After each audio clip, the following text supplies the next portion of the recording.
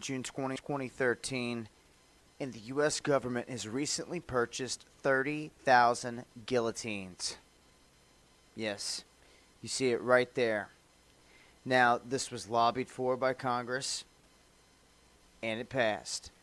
You have to ask yourself if all the beheadings of the Muslims that they're pulling off, well, the Muslims beheading people all across the place, if this isn't to try to desensitize the U.S. for future events, because as the information comes out, it looks like 15,000 are being currently stored in Georgia and 15,000 currently stored in Montana. Now,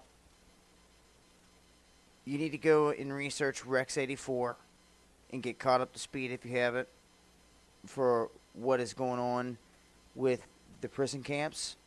Do you see what is going on behind your back? They've got you blinded by the mainstream media. There's also a little list of all the camps that are in each state. Listen to this, folks.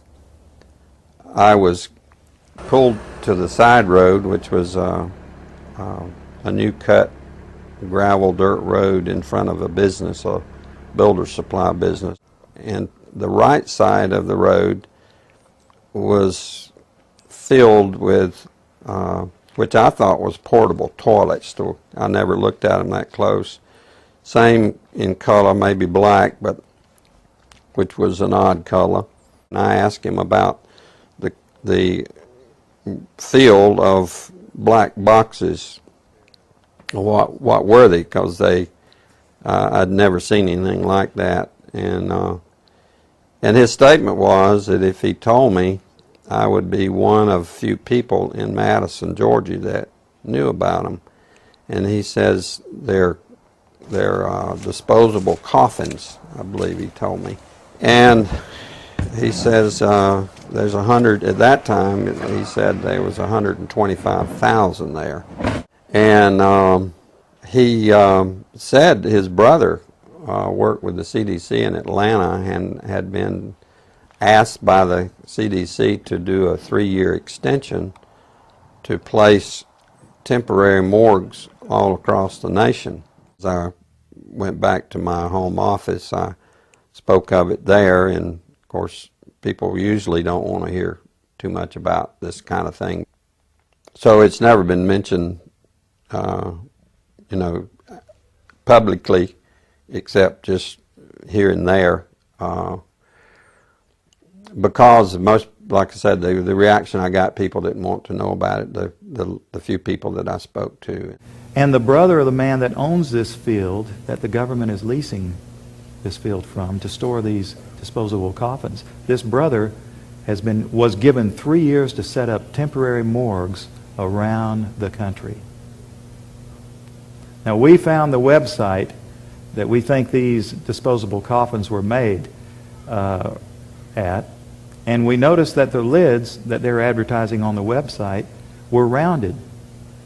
But the lids, hundreds of thousands of lids there, the lids we found, folks, were flat, and they were reinforced. You know what that could mean? You can stack them on top of each other. That's a lot neater to stack them in disposable coffins.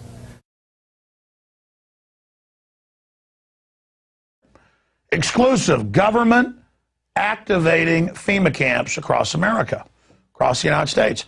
Sent to us by people in government. I'll just leave it at that. And it's got the 5 regions for the FEMA camps, and it talks about barricades and barbed wire and armed guards, and it says that they've built the camps and that now they need to get ready to staff them, and that they need to be ready within a 72-hour period. And so I want to challenge everybody to call their friends and their families now and realize that the new economy is to put tens of millions of people, we already have the biggest prison population in the world, in this archipelago, this giant chain of facilities all over the country. They take you to the FEMA camps being built by Halliburton right now to house 50 million Americans. They're building enough concentration camps in America by Halliburton. Now, if you go out and you find a pink dot on your mailbox, that means that they believe you'll be a good slave and you're going to go along with the program and serve our international Antichrist masters. And that's the problem we have today. This conspiracy is so monstrous, so demonic, that we tell people about it and they say, you're crazy. This is America. It can't happen here. Last thing the men behind the curtain want is a conscious, informed public capable of critical thinking, which is why a continually fraudulent zeitgeist is output via religion, the mass media, and the educational system. They seek to keep you in a distracted, naive bubble, and they are doing a damn good job of it. This is Aaron Russo, a filmmaker and former politician. To his left is Nicholas Rockefeller of the infamous Rockefeller banking and business dynasty. After maintaining a close friendship with Nicholas Rockefeller, Aaron eventually ended the relationship, appalled by what he had learned about the Rockefellers and their ambitions. I got a call one day from an attorney woman I knew, and she said, would you like to meet one of the Rockefellers? I said, sure, I'd love to. And we became friends, and he began to divulge a lot of things to me.